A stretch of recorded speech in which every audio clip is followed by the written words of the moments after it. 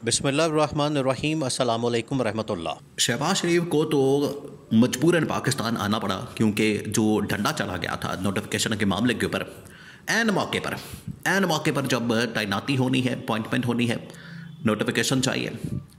27वीं आईनी तरमीम के बाद 26वीं तरमीम, 27वीं आईनी तरमीम, हर रोज़ एक नया ओहदा क्रिएट किया जा रहा है, बनाया जा रहा है।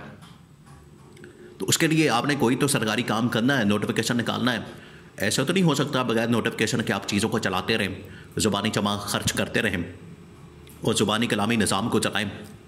तो ये जो चालियाँ चली गई, उसके बाद अब गवर्नमेंट और इस्टेब्लिशमेंट के दरमियान जो दरार पड़ चुकी है, ये नहीं अब फिल होने वाली। इसको आप भूल जाएं कि ये अब फिल होगी।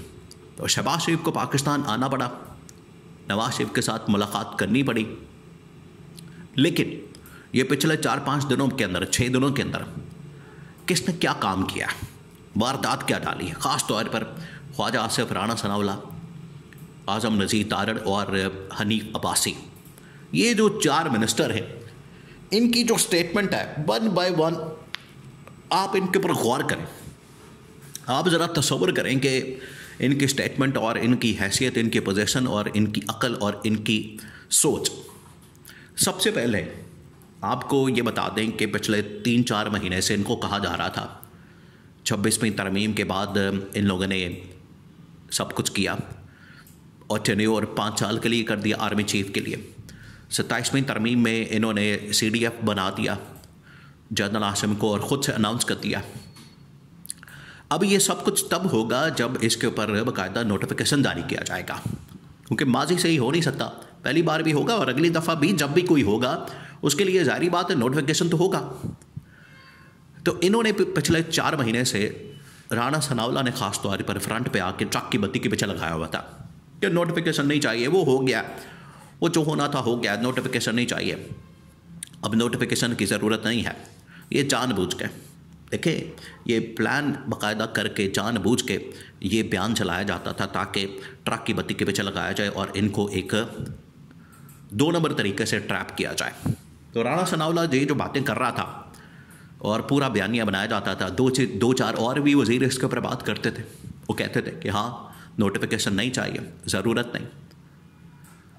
अब जैसे ही ये स्टेज आती है, मौका आता है 27, 28 और 29 नवंबर के 3 दिन, एक तो 3 दिनों के अंदर शहबाज शरीफ पाकिस्तान से भाग जाता है और डिफेंस मिनिस्टर, ये 2 अहम तरीन शख्सियात हैं जिनके गिर्द तैनाती का सारा मामला घूमता है।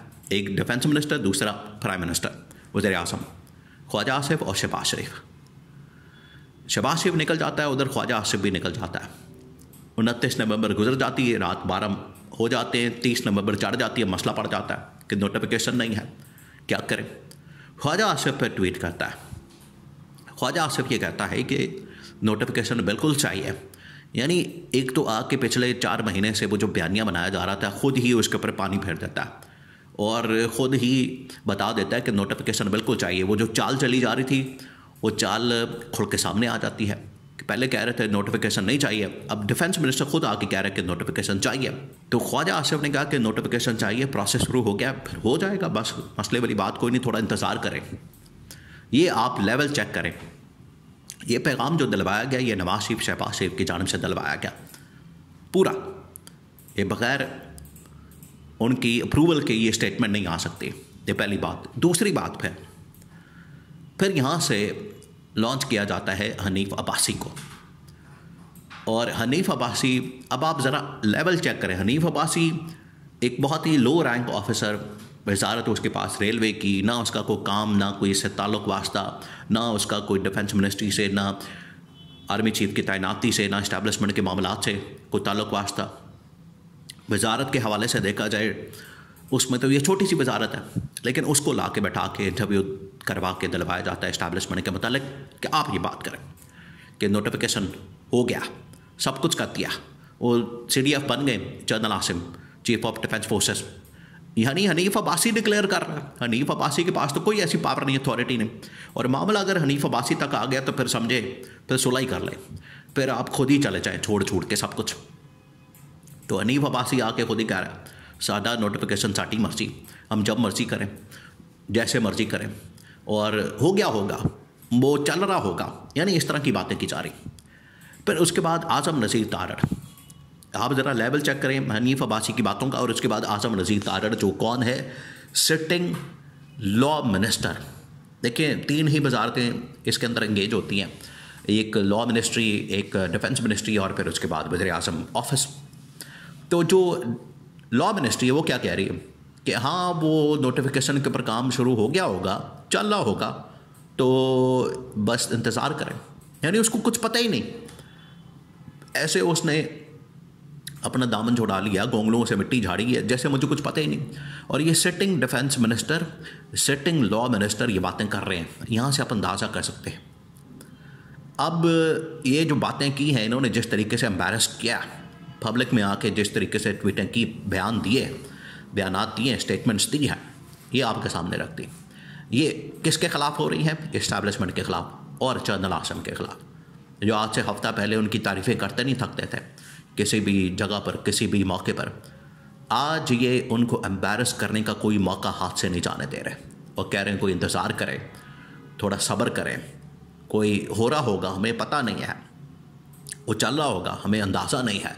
यानी कैबिनेट के अंदर बैठे हुए minister, setting defence minister, setting law minister, जो वज़ीर दिफा है, जो वज़ीर कानून है, वो ये बातें कर रहा है। तो यहाँ से आप अंदाज़ा करें कि इनकी जानिब से किस किस्म की ये 2 नंबरी मुनाफ़कत और गेम खेली जा रही, बहुत बड़ी गेम खेली जा रही। इनको पता नहीं है। देखिए वो नजम सेठी का दावा बिल्कुल ठीक है अपनी जगह कि ये जो इन्होंने गेम खेली है ये इनके अपने गले पड़ जानी है और इसकी कुर्बानी इनको प्राइस पे करनी पड़ेगी, इनको इसकी कीमत चुकानी पड़ेगी।